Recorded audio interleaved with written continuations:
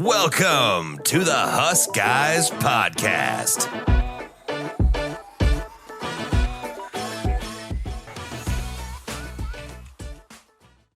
What is up, everybody?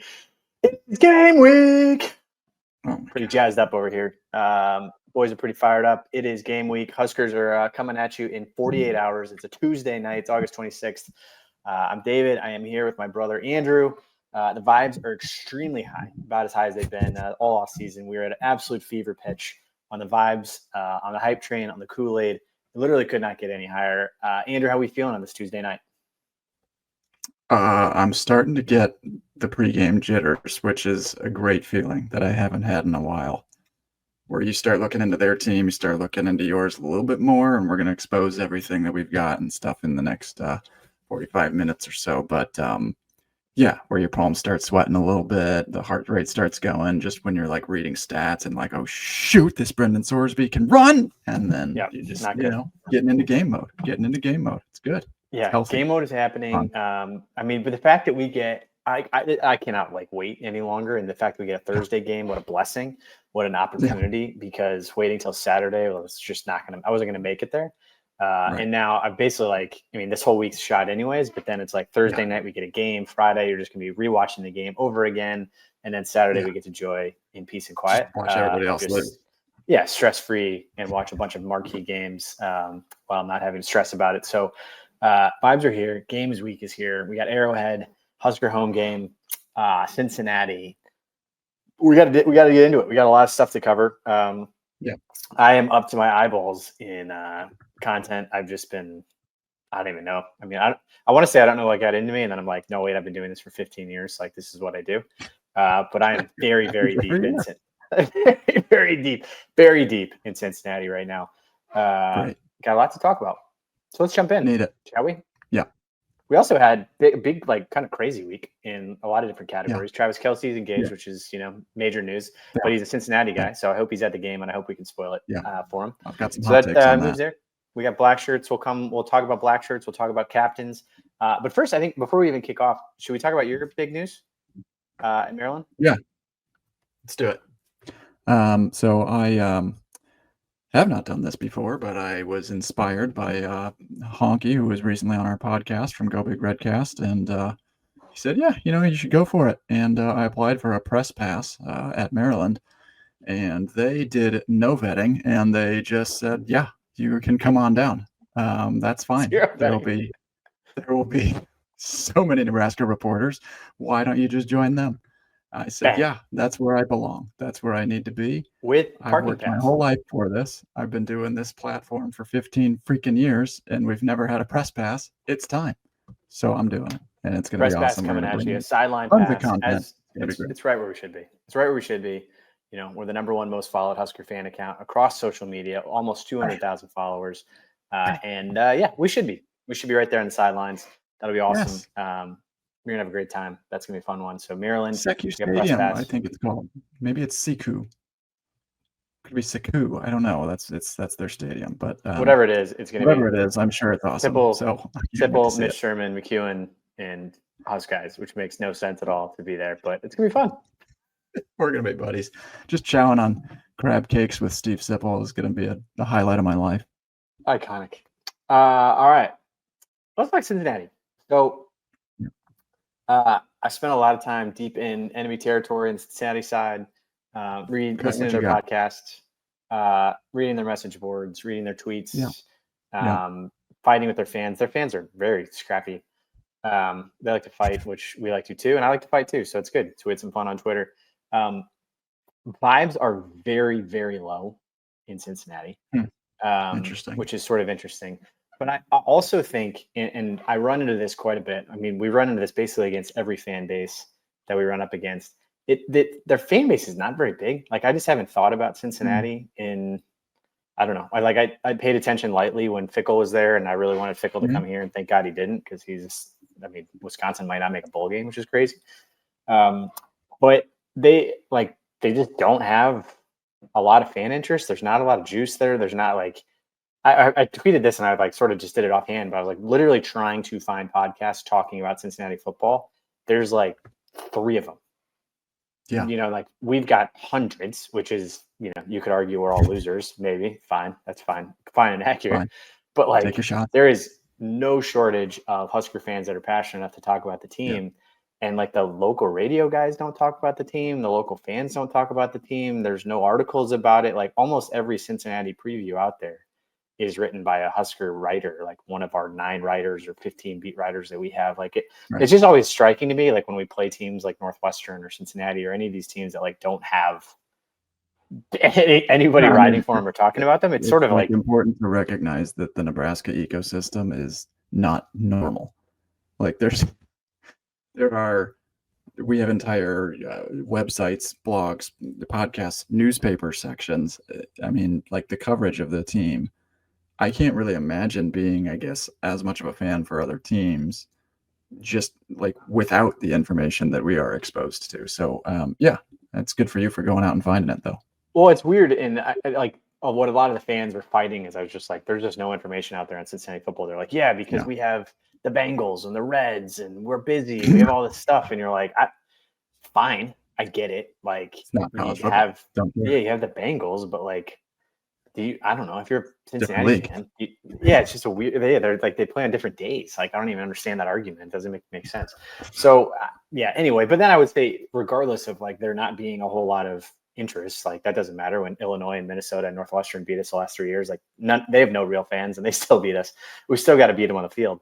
What I was kind of going way back on Cincinnati because I have followed them over time. Like they've had a very interesting career where like they've basically where major coaches have made a name for themselves. They launched the career of Mark D'Antonio back in 04, 05, 06. They launched the career of Brian Kelly. He did extremely well there. He won 10, 11, 12 games a year and then, lost the Sugar Bowl, played in the Orange Bowl.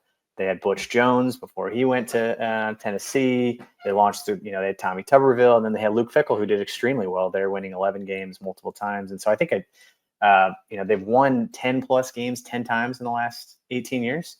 They've won 11 games 6 times in the last 18 years. Like they've done really well as a program.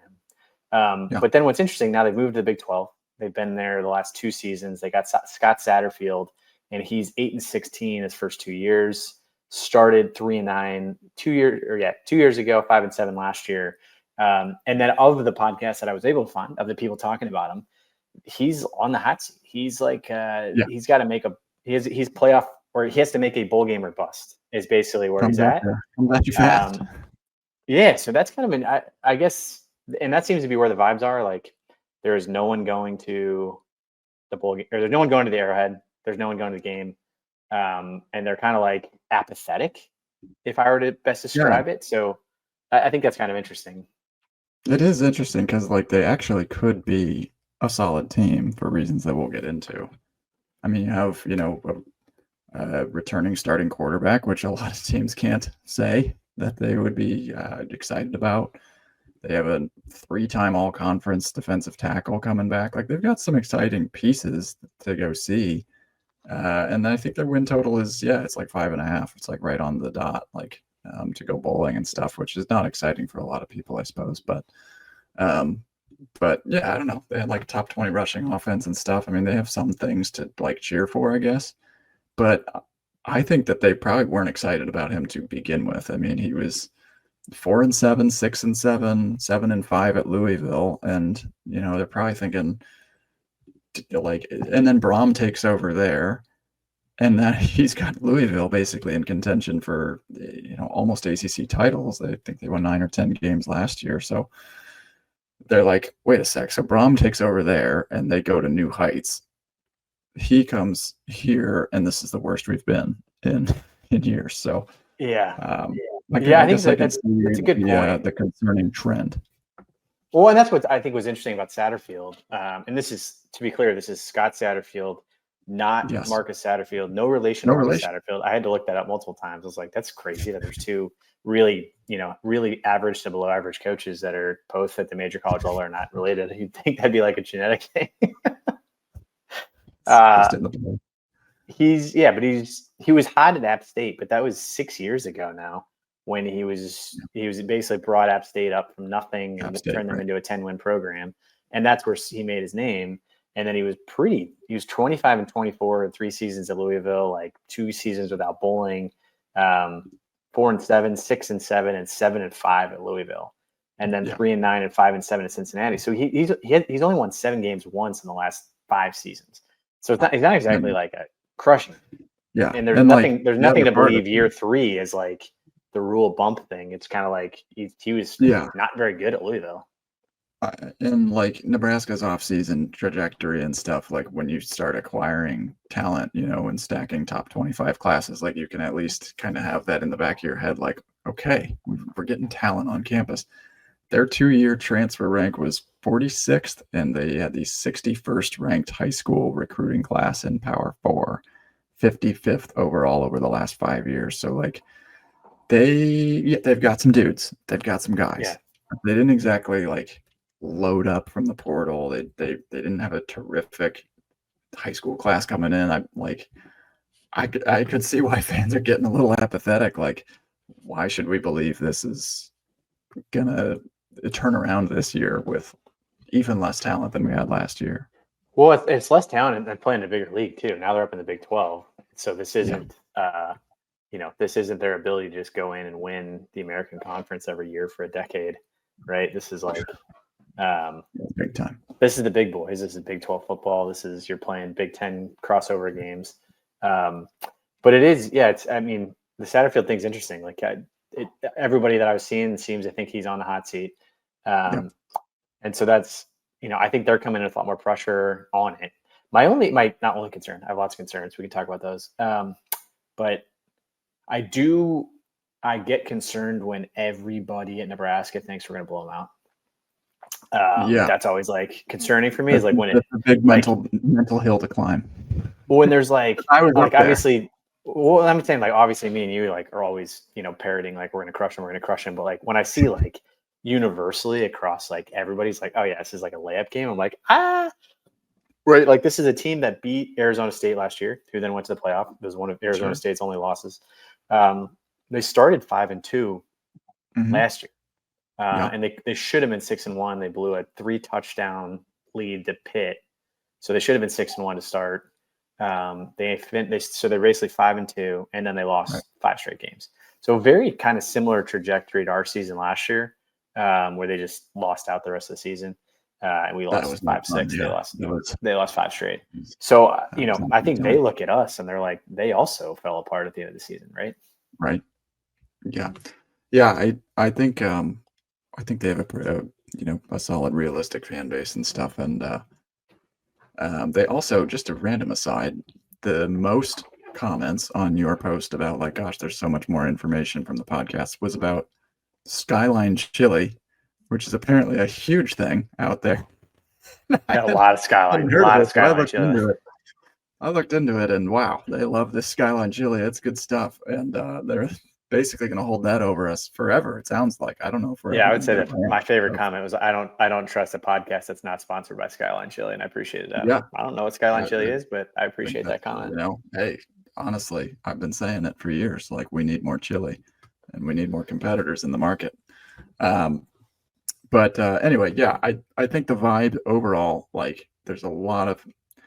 I mean, we're getting people picking us in the playoff. We're getting people picking us to win this game. We're getting the bettors are moving the line and trying to make us cover and everything. And I keep coming back to my overall vibe on the game gets a little jaded when I see that Vegas thinks this is a 1-possession game. Like, there's something because they're just so dang good at that it's hard to get over that mental hump a little bit. But let's get into the breakdown here a little bit. Well, I think that's at Arrowhead. Thursday night, 62,000 tickets to Nebraska fans so far. It is going to be a home game. It is going to be absolutely raucous. It's going to be the biggest game of the night. There's 4 Big 10 games on Thursday night, and ours is definitely going to be the biggest draw. A lot of eyeballs on us. That's the good vibes. The bad vibes. Our record versus Power 5 teams in openers has been muy mal. Muy mal. very bad. Minnesota in 2023, Ireland, Northwestern in Ireland in 2022, Illinois in 2021. All of those are coming rushing back in a flood of very many tears and tear-filled memories. That was, God, those were all not good. And then you lop on top of this, in the background, Travis Kelce is supposed to be at this game. He's a Cincinnati alum with his brother, Jason, who is awesome and a party animal, and also a Cincy alum. And Travis got engaged to the most famous human on the entire planet today. I have no idea what that means for us. Are we getting in the way of an engagement party? Which, a lot of ways that can go. Could be a good luck charm for them, which would be disaster. Could be a major distraction, Right. Like maybe like for Cincinnati, like they're going to be so taken up by this. Yeah, like if they're at Cincinnati, like he goes to the sidelines and like all the players on the sidelines are like chatting up Taylor Swift instead of paying attention, and they like forget to go in on like kickoff coverage and stuff. Pop pass over the top. Yeah, it's like, or he like goes, he goes in the locker room and he brings he brings Taylor Swift in the locker room, and they like it just blows their brains. Actually crazy about this is like people are going to be watching a Nebraska football game. Correct. Yeah. To see Taylor Swift potentially. It's just the most mind-blowing. Like, I just want to watch football. I just want to watch the game. And like we're gonna have people like, where's Taylor? And I don't have. It'll be interesting. I don't even know if she goes. they're in the country.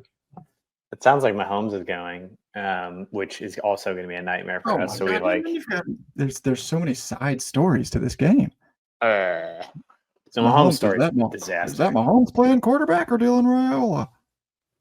I mean, we need. I guess I'd like. It's like I'd love to tell. I'm so exhausted by the Mahomes Raiola thing, because he just gets like crushed on the internet and like kills me to like have to defend him constantly on the internet like that. But like, I want to be like, hey, can you just like tone it down like a tiny bit? Like maybe like, don't do just like shave your beard before this game. Yeah, just like maybe just get your own sunglasses and then maybe don't do that's yeah, just do the sunglasses and like you can keep the hair fine, but like maybe don't do the pregame thing where you do like the exact same pregame thing that he does. But then also like play like him, please. But do play like him. Like do the stuff on the field. Awesome, it'd be awesome if you threw 4 touchdowns and we're throwing sidearm across the field while diving. Just no look passes to Dan Key would be amazing. Yeah, but some of the other stuff, maybe just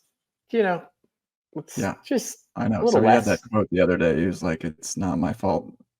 God made him look like me, or something, or God made me look like him." It's true.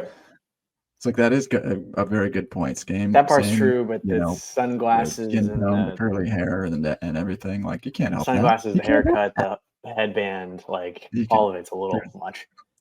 Regardless, thanks. Mahomes will be there, which is good vibes for us, assuming he's on our side. He's going to basically be another coach for us. Will Compton will be there, so we got good vibes on our side, multiple directions. So we got a lot of good stuff. But let's talk. What's got me really concerned? Yeah, and a couple things. One, I guess I want to start with Cincinnati, but like, there's one thing that's been going around. Have you seen this? That we are not statistically, we are mathematically like the youngest team in the Big Ten. Have you seen this? Yeah, which the future is bright, baby. That's but I guess I didn't. Maybe that just didn't dawn on me that like that was a thing. But I like for me to find that out like 24 hours before the game was not ideal for me. I didn't sleep. It was the roster had basically been ripped down to the studs 3 years ago, but a lot of those guys are, redshirted and they're still sophomores and they're coming on up. And I guess I thought year 3 rule. A lot of them are redshirt sophomores, which means they're juniors. Right. Yeah. Which then I like, it's like Rail is a captain, which I think is amazing, but also he's a sophomore. So anyway, that stuff concerns me. But more so, what's more concerning, Brandon Sorsby. Sorsby is quarterback at Cincinnati, second year at Cincinnati. And then right before Cincinnati, was he at Indiana? Is that right? Yeah. He was somewhere, transferred in. He can play. So Mhm. big time numbers, big time gamer, run pass kid. Really tough kid. What's he, fourth year in college, kind of big kid, runs, Yeah, he's like uh, 6'3", 235, and he can run. He had 9 rushing touchdowns last year, yeah, but runs kind of like 447 rush runs an yards. RPO. I watched basically like almost all his touchdowns from last year. Throws Yeah. a good deep ball, throws a good out route, like throws. I mean, he can run, he can scramble, he can get out of the pocket. So I think all of those. I think he had 18 touchdowns last year passing. Mhm. Those are all concerning. And I was watching him. I was like, shoot, this kid's a lot better than maybe I thought, based on like how confident everybody was going into the game. So I'd put him on my number one most concerned component of it. Yeah. We got to stop this kid. I think different concern for us on defense versus them on offense. I think they're going to try and run the ball pretty much all night because Yeah. they have 0 returning receiving talent. They have a bunch of like plug and play transfers. Right. One of their better transfers is from it's called like Lindwood or something. Lindenwood. I don't even know. Lindenmeyer. It's so a school I've never heard of, but I don't know. He's supposed to be pretty good. But anyway, Sorsby himself, like he seems to actually thrive a little bit in the second half, which I don't want to keep it close against a team like that can like milk a clock and actually run it pretty well. They had an over 1,000-yard rusher last year. Sorsby rushed for another 447. They bring back one guy that averaged over 7.1 yards per carry. And then they bring in Tally Walker from Wisconsin. And I think they're going to see our defense and they're going to say, like, I think we're going to go right at the middle. And we're going to see if Riley Van Poppel and Elijah Judy, like, we're going to see what they're made of here. Yep. Positives for us there is their O-line is being remade. They have at least 3, I believe 4 new starters on the O-line. So this is their first game action all together. They lost their leading rusher from last year. Another positive for us there. And then the other thing about Sorsby that I looked into and found a positive, in his first 4 games last year, he never rushed. I'll back up. He only went over 50 yards rushing in 3 games. He had 7 games with less than 30 yards rushing. So he basically had a couple of like pop performances. Otherwise, It's more like, he's not like tremendously explosive. It's just that he can hurt you with his legs. Like only over 50 yards in 3 games. That's not like tremendously scary. Like he's going to be, a run first kind of guy. It's just that like he can escape. He happens to be big and he will hurt you with his legs if you give him the room. But like, I think our defense can keep up with a guy like him. I think that like someone like Waneri with a 7-foot wingspan and Keona Davis like can chase a guy like him down and we can contain him. And then our secondary happens to be the strength of the team. So I don't know that his passing numbers are going to be great. I'd be more worried about his legs and I'd be more worried about their rushing. Yeah, I think it's all fair. And I think that, to me, it's like, all right, the book's out on him. He's 6-13 as a starting quarterback. So he's not a winner. He's not out there like, oh man, this kid just finds a way to win everywhere he goes. Like, if you're coaches, you look at those 13 losses that he's had in the last 2 seasons, and you're just like, all right, he was stopped 13 different times. Clearly, He has these big games. He's thrown for 4,000 yards in his career, which is why everybody else figured it out. Yeah, it's like everybody else figured out. Like he's one of the top returning quarterbacks in the country because he's one of the few with 4,000 passing yards coming back, and he's got 700 rushing yards coming back. So he's almost this 5,000 yard guy coming back, which it's a lot of numbers. But right, it's 13 losses. He was 1-6 in Indiana, 5-7 last year. Like he's not. You find out. Watch those 13 games, figure it out. Like, and then also to your point, like, I mean, I think they literally have 0 wide receivers back, right? Isn't it quite literally 0? Yeah, I think they brought in the leading. He's got a tight end. He has a tight end coming back. Yeah, the leading returning receiver from their team from last year had 3 catches for 22 yards. It's not many. Yeah. Well, and so But that's like Joe Royer, their tight end was an All-American. I mean, and he was like a transfer from Ohio State, so he's got talent. So the tight end, so you got to figure it's like big dude to watch out for.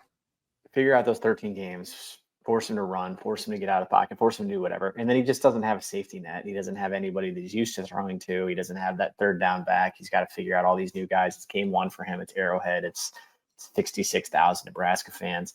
You know, I'm concerned because it's like he can play, but also it's like, you know, we beat Shedeur Sanders, a future, you know, 6th round draft pick and number, you know, fourth string guy for the Browns. That's pretty big time. You know, we were able to take Shedeur.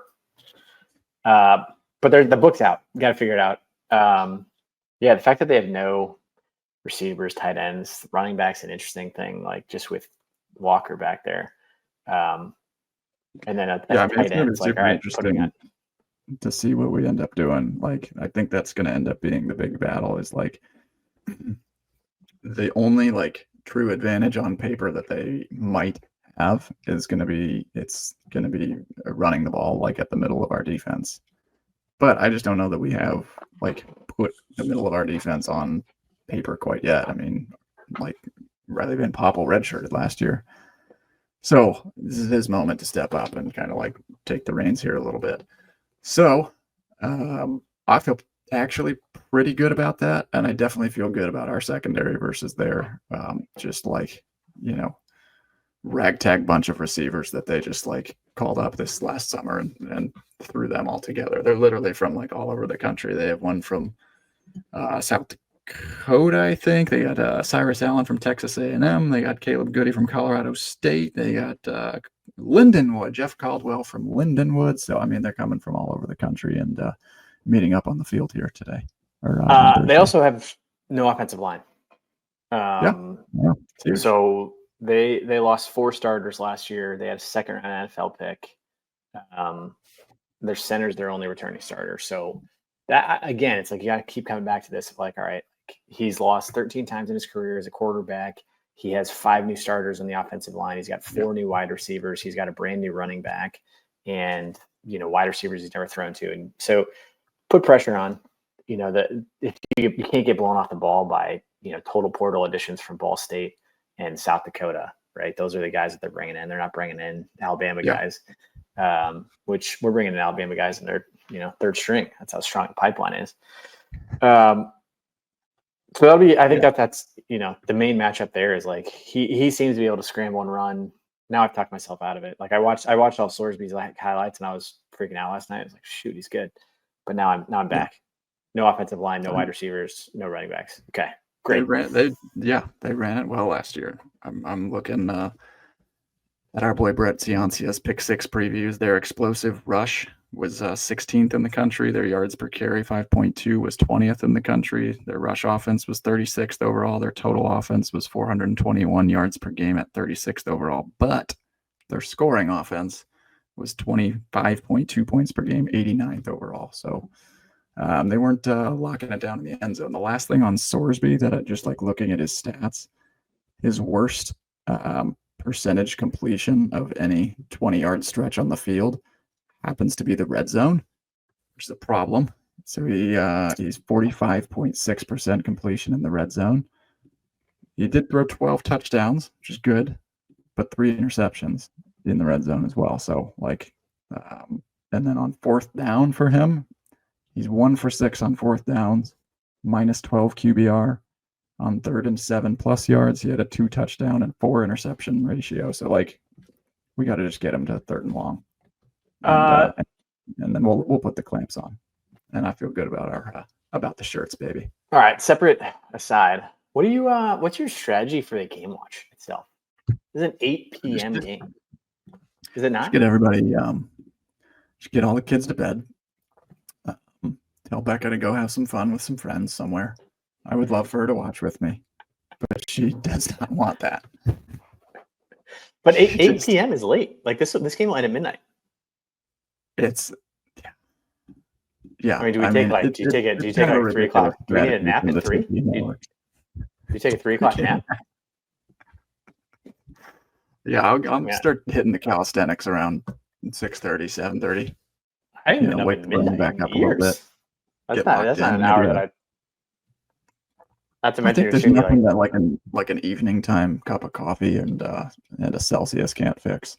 And then yeah, you'll just just be kidding. absolutely wired. Just high levels of anxiety as I just pace around my And then a house until couple midnight. couple beers to chase that with, and you're all of a sudden like everything's moving fast. God, I just give me the win because then like that trying to sleep from like 1 o'clock on after a loss is almost impossible.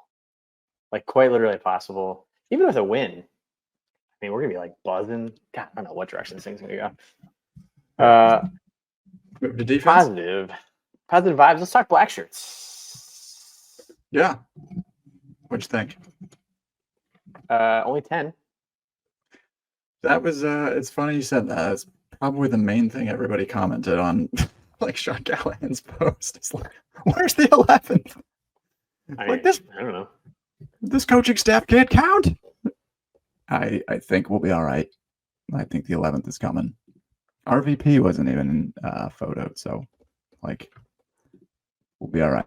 And it's Zero gonna be white guys. It's gonna be the Zero white guys. No Okay. Ty Robinson. Zero white So guys. that's a positive. No more vanilla gorillas. Correct. Until Riley gets it. No, I don't know. I enjoy when it comes out because it gives me confidence that we've got, players We've that got some believe in. dudes. We've got some dudes. I mean, these are the guys that like. This is how Rule builds his programs. It's Elijah Judy finally like putting things together and becoming the starting force. Like a couple of them, we do have some plug and play transfers. Andrew Marshall getting one, Marcus Watson Trent, Hassan McCullough. Sierra Wright was a transfer and he's getting one too. But like, it's cool to see the guys that have been within the program and becoming the leaders on the team. Yeah, I think that's exactly. I'm excited to see Lenhart. I'm excited to see. Singleton's is a big time leader. Hard Sox big time leader. Javen Wright, big time leader. Javen Wright's to been have 5 or 6 years. Yeah, the senior laden group back there: Buford, Hard Sox, Singleton, even Sierra. A lot of the D-backs is I think great. Did you end up watching that behind the scenes CBS thing, the Raiola plus like the secondary guys? Yeah. We are old. It's like we speak a different language, but from what I understood, they all really like each other, which is all that matters to me. For those not knowing what we're talking time. about, there's a fantastic behind the scenes roundtable discussion of Raiola and who were the other guys? They had Singleton in there. They had Sierra Wright. They had like a lot of the secondary. Emmett Johnson came on. Emmett Johnson. And they just chatted, like it was literally just an open-ended conversation about football. But I was laughing, and Andrew and I were texting back and forth because they keep saying things like, "Yeah, no cap," and no idea what that is. No, just like, yo, cap, what's with the Mahomes thing, cap? I'm like, what's he keep saying cap for? What is that? I don't know. And then, that was good. And then they don't call it swag anymore. What do they call it? The freaking drip. There it is. They said the word drip and cap like 80 times. Just like they had a conversation. They're like, hey, do you ever wear those Louis Vuitton shirts when you exercise? I was like, what are you saying? Are you out of your mind? A Louis Vuitton shirt when you exercise? Like, why do you not wear team issued gear? Like, I'm just like watching this video. Like, what? Yeah, you live a very different life than me. I don't even know where you get Louis Vuitton. I didn't even know they made exercise gear. Your drip's sick. You got sick. Like, oh, what kind of drip do you need for a game? I'm like, you guys don't need anything. You guys need to watch film and eat protein and then go play the game. You need to stop talking about your drip. It's not. I'm like the old man yelling at clouds. But yeah, it's a new era. Regardless, they seem to enjoy themselves. They seem close. The big feedback from it was like people are like, yeah, these guys. This is like the closest team we've had in a long time. Yeah, so that's seems to be the rule impact. Yeah, it absolutely is. It's pretty cool that they're taking the bus down as well. Like that's a nice you guys don't get to private plane everywhere. But then I heard they're taking the bus to the game from Lincoln, and then they're flying back. That's good use of resources. It's great. Okay, well that's not all bad for them, but rules and school. I like it. Cincy defense, and are we going to absolutely light up this defense? Please say yes. Oh wait, Todd. Wait, hang on. Breaking news from Todd here. Todd is saying the phrase "no cap" is derived from the slang term "capping," which means lying or exaggerating. Thank you, Todd. Thank you, Todd. Legitimately had no idea what that It was. just means No cap. It just means I'm not exaggerating. I think I'm like 8 years No late cap. on this. No But cap. Drip. good to know. Okay, well, no cap. Cincinnati's defense stinks. Yeah. So it's not their entire defense though. Their defensive line. The feature point is Dante Corleone, and that's who we're gonna have to handle. His nickname is the Godfather. And if you didn't think that's a problem, he is a 330-pound gorilla in the middle of their defense. He is an All-American, and he was an all Big 12 player the last few years. The interior of our offensive line is going to have their hands full with Dante Corleone. He's just like, I mean, nobody's ever going to be Sue, but like whatever like 2 notches below a Sue is Dante Corleone. Like he's the best NFL prospect on their team, and he's going to be a wrecking ball. And I recall Sue going absolutely crazy on defenses, and there's just you couldn't run it where he was. Like that was just the reality. So the answer is their secondary stinks. They lost, I think, 7 defensive backs. They gave up 32.8 points per game 2 years ago in the Big 12. And then they jumped it up to 25.7 last year. Which is a little bit better than they were doing. They're going to run a 3-3-5 defense. Their defensive coordinator comes from Iowa. He has an Iowa State background. So they basically ended up average overall as a unit last year, but their pass defense was leaky. Big problem. And they lost both starting corners. They both lost 2 starting safeties. They lost 7 defensive backs in total. They're going to have a lot to replace, and the talent replacing them is, cheers to the Sun Belt. They got a cornerback from Coastal Carolina, Matthew McDoom. Pretty sick name. His last name is McDoom. I'll give him that one.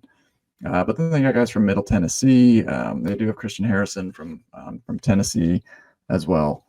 But they just gave up so many explosive plays last year, and that I think is like the main reason that I am confident in us winning the game is we got Dana Holgorsen. He knows how to hit them in their weak points. We got Rayola, we got Key, we got Hunter, we got Barney, we got tight ends.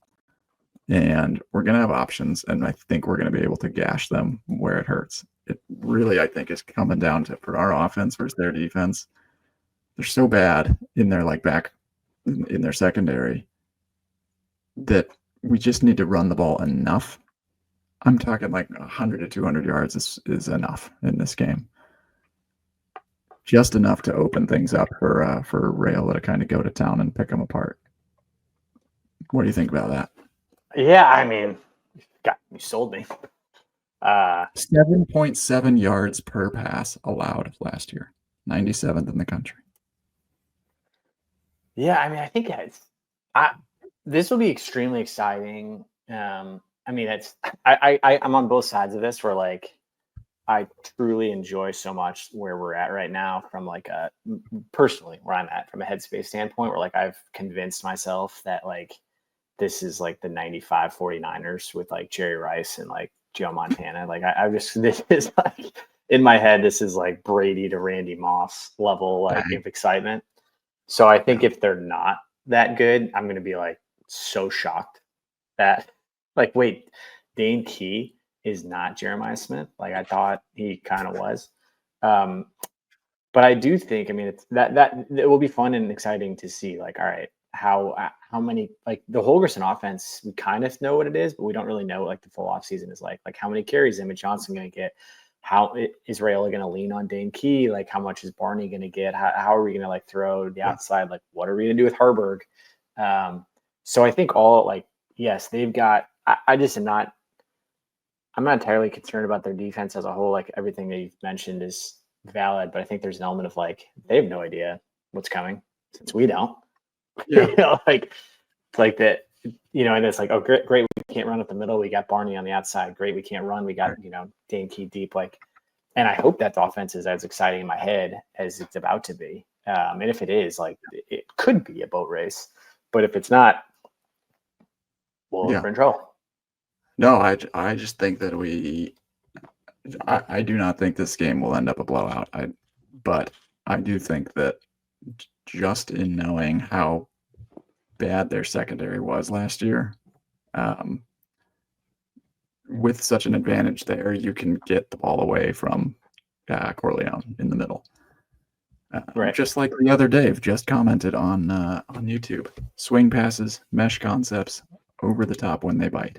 I mean, that's exactly it. Like, swing it out to Barney. Screen pass to Emma Johnson, like, let him come through. That's fine. I just think that, like, most of our game plan is going to be around, like, how do we keep it away from Corleone? And if we're going to go up the middle, like, are we doubling him and trying to open up the lanes, up the gut as well? But yeah, I think we're going to try and spread them. That's kind of where I think we're at. I think this is probably the best we've felt about the offensive line, which is all relative. Like, it hasn't been very good, but like, this is an offensive line that, as Holgerson said, I've never been 3 deep at tackle of guys I totally feel comfortable rotating in. So that's huge. And so, we've got experience across the O-line. We've got deep experience, ton of starting experience, big time transfers, Notre Dame and Alabama transfers, and just good players across the board that you would think coming in. I mean, then when you take a step back, it's like, all right, Rule, these are the games. You got to just bully these guys. This is not, this is a new age Big 12 team that's still finding its footing. He's in year 3, you're in year 3. Sure. You got to just blow them off the ball. Absolutely blow them off the ball. And like, this is a game you got a game plan for. So, I feel good in that regard, because that's where it's like, you got to figure that the combination of these guys can dream up a pretty good offense against it. We'll see. Yeah, I mean, the last advantage that I think we can have, can't forget about it, is for the first time in a while, I think we actually could have a big special teams advantage. Yes. Which, tell me if I'm going off into the deep end, but I was looking at Cincinnati punt return stats last year. And? They returned the ball less than us. Oh, God. We didn't do it at all. They returned the ball 9 times the entire season for a total of 42 yards. 9 punt returns. So, and I think that that's just one place where we can start winning the field position battle. Like, I think we can feel confident that Jacory's going to, he might want to break one and stuff himself. God, how cool would that be? I mean, just even putting an effort for it, good grief. Like, just putting an effort for it would be step one. The aggression. And I think we've got a kicker. Can't forget those kickers. They're people too. We got 3 kickers, really. So here's what we got. Yeah, but what do you think? You think, what's his face? The new guy is going to be. I mean, Alvano's killing me. The fact that he's just 3rd string. I mean, yeah, all the injuries, and then John Hull apparently working through injuries and stuff too. I think it's going to be Cunahan, but Cunahan was named the starter, but we got Archie booming balls. Archie, both legs, both arms, running the ball. I just hope, my God, like, that kid needs so freaking bad to. He needs to catch that first snap and get it off. Yeah, because it could be so bad if he doesn't. Like, right. Because Rule has said on like a dozen different interviews, he's like, yeah, this kid has never seen a football game. He has never been to a football game. He's like issuing a warning, like, just, he has never watched a football game. And there's going to be 70,000 people at this game watching him, who's now a fan favorite. So they're actually going to be watching the punt. And if that thing just like sails through his hands and he punts into the stands, it's like, I don't know. Maybe the kid's like super resilient, but like, you got to get that first one off. I almost think it's like you got to punt on like 2nd down. Aussie. Yeah, that's going to be, I think it's going to be a fun time. What is your final take on the score? I mean, now that I'm like talking it through, I think we win by a few scores. I think we win by 21. I have plenty of concerns. 3 scores, 21. I think we cover the spread handily. I mean, I'm all over the place clearly, but now that we've worked through this, we've had this therapy session. This was healthy. I literally was just watching Sorsby highlights. I was like, oh, we're in so much trouble. And that was balanced with like not knowing we're the youngest team in the Big Ten. But now working through the fact that they also have 0 players, that's really encouraging. You gotta work through the lowlights. That's how you get back on track. Where are you at? 30. Over under 53. So that means like what's the Vegas? I've got us at 30. I think we cracked the 30 to 24, which is I think that we're gonna give up probably a late touchdown or two. Hopefully it's comfortable and in hand. Obviously, like my brain is telling me, man, we could absolutely destroy this team, and they're just garbage sack of a pass defense. But man, when did we do that last year?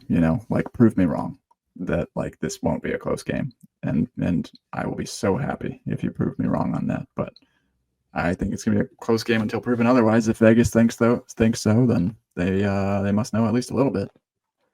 Yeah, Vegas is saying 27-16 roughly, somewhere in there. At a 6.5 point spread, over under at 53.5 or 54.5. So they're somewhere around 27-16 is where they think it's going to be. I'll take the win any way we can get it. Just freaking win. Like, I mean, the amount of people watching this game is going to be through the roof. I'm kind of glad it ends at midnight, so maybe not everybody will be like still hanging around. No, yeah, I haven't even like considered the possibility of a loss. Like, and I normally don't until it's like the clock hits 0, even if we're down by 1,000.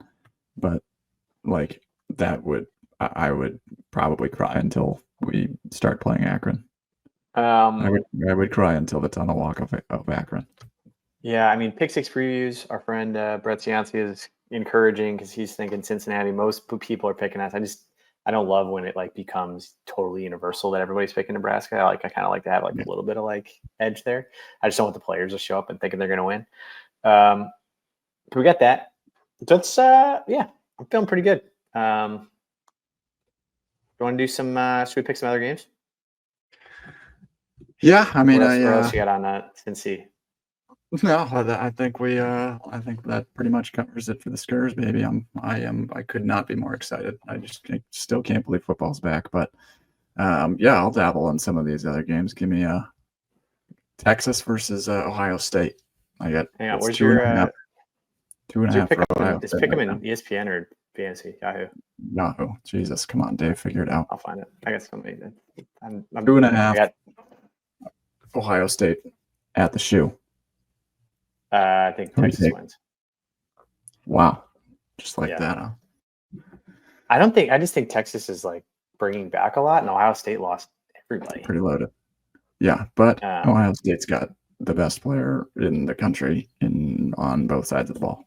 Yeah, but they're starting Julian Sand, who's never played. But also it's Arch Manning's never played. I don't know. What, you think Ohio State's going to win? I do. I think the shoe is just like, that's the one advantage. Who knows how Archie handles the pressure? Like, this is an absolutely huge game for him. And Ohio State has some absolute dudes that are back, and you just don't know about them quite yet, or nobody does. They've just been waiting in the weeds. They've got an absolute monster over there, and Julian Sand, he is getting some seriously high praise. I don't know if he'll be as good as Will Howard and whatever, but he has got some serious arm talent. So I'm going to stick with Ohio State there. All right, let's see. Alabama minus 13.5 for Florida State. Alabama. Oh, just gonna drag James Williams by his hair. J-Dubs. You think Tony White just gets worked? Just gonna stomp on his big dumb mouth on the way to the end zone. Yeah, Tony White just gets abused in game one. Florida State loaded up. They have the number 1 transfer portal class. Like they went to town. They rated our coaching staff: Evan Cooper, Tony White, Terrence Knighton. They got James Williams. I don't know. They're Thomas Castellanos from BC. is he cannot throw the ball down the field, and he's definitely not going to be able to do it on Bama's secondary. So they're going to have their hands full with him. He's fast, but I don't know. I think Bama's Bama, and they're going to 13 and a half, you think they just blow them out? I kind of feel like this might be like an old-fashioned blowout, like Nick Saban style, when everyone was like, "Oh, that's a big opener, Labor Day weekend," and then they would just win by 40. It's got the makings of it. The only thing is that Tony, good coach. They're very so does solid. Tony. Tony made quick work of our defense, and he went from nothing to like. I have he no had doubt one off season. They should be better. They will be better than they were last year. There's no doubt about it, and they'll probably be a 7, 8, maybe 9 win team. But I think Bama's at a different point than them. Okay. Clemson favored by 3.5 over the LSU Tigers. At Clemson. A big one. Who you got? Saturday night at 6:30. I'm pretty high on Clemson this year, and I'm pretty low on Brian Kelly, exclusively based on the SEC documentary. Have you seen that? Nope. Oh, it's good. If anybody watching Netflix, got a pretty good behind the scenes on the SEC documentary, and Brian Kelly and LSU's in it. I just don't think his shtick is working down there. Is my take. Like, it just seems like it just doesn't seem authentic to the South. It doesn't seem authentic to LSU. It doesn't seem like he's got it going on. He's got Nussmeier coming back as a quarterback and some pretty good players coming back. But Dabo's like the anti-transfer portal thing somehow it's working for him. Yeah. And he just is building through high school recruiting. And now his entire team is like fifth-year seniors that he recruited from high school, which no one else has. Yeah, they're pretty experienced. He's pretty unanimous favorite to win the ACC right now. Yeah, I mean, I think Cade Klubnik is an absolute stud in the making. So I'm also going to go with Clemson. Probably not going to take them to cover, but I'm not that confident because I think LSU is also potentially a playoff team this year. Okay. Notre Dame, Miami. Notre Dame favored by 2.5. This is a Sunday night game at 6:30. Notre Dame favored by 2.5 over the Miami Hurricanes at Miami. Yeah, Carson Beck making his debut for the Hurricanes. All recent history would probably say pick Notre Dame. However, I have a very long history of hating the hell out of Notre Dame, and I've never picked them ever. So why start now? I do emotional Beck is good though. I think they have Miami's going to have a solid defense and stuff as well. I think they are going to be able to actually keep up and go kind of neck and neck with them. But Notre Dame's going to rely on the ground and pound, the run game. They have the best running back in the country in Jeremiah Love. But yeah, I think Miami. I don't know why. I don't have better reasons other than Carson Beck might be the shot in the arm that they need, but I don't know. Cam Ward was pretty dang good too, and they also collapsed with him. So yeah, that'll be interesting. I mean, this is Notre Dame basically starts with Miami, then they play Texas A&M, and then they don't play anyway the rest of the season. So if they win these two games, they will go 12-0. These are big games because their schedule is Army, Navy, and Arkansas, and like random teams the rest of the season. Yeah. I think Notre Dame's going to win because I just think Miami is just. I don't think Miami has it together as a program. I think Carson Beck's okay. Yeah. He's nowhere near as good as Cam Ward, but we'll see. See, that's a good one. What are the other? A lot of the other ones, like Michigan plays New Mexico. It's lame. A&M and UTSA. It's lame. K-State. Any other good ones? Everybody else is like 40-point games. What are the Big Ten games? Yeah. Thursday night Minnesota game is maybe interesting or something, but no, I don't even know who they play. I'm too focused on our own game. So who cares? Rutgers versus Ohio. God, give me Ohio to cover, whatever that is. I am not high on Rutgers this year. Minnesota versus Buffalo. Never mind. Not an interesting game. Minnesota wins that one. Wisconsin plays Miami of Ohio Thursday night at 8. Wisconsin better win that one because their schedule is not getting easier from there. That's going to stink. Who do they have? They got Miami of Ohio. Ooh, I don't know. Miami of Ohio's pretty good. Who knows? No, I think they should be able to handle them. Oregon's got Montana State. That should be just fine. That should be over by 10 minutes left in the first quarter. Although Montana State had some scrappy squads recently. Anyway, we're rambling. Okay. We're good. We're rambling. We had 1,300 join us. Appreciate everybody for joining. We had thanks to ABC King, who's we're not big on YouTube right now. He said we had 11 on YouTube and 1,100 on Twitter live right now. We're just big on Twitter. We've been on Twitter for a long time. We've really never done anything on YouTube, but maybe we'll start getting some stuff going. Yeah. I historically don't have the emotional maturity to do post-game conferences or any sort of like thing right after that. I need like 3 days to like calm down, but maybe we'll get some of that going.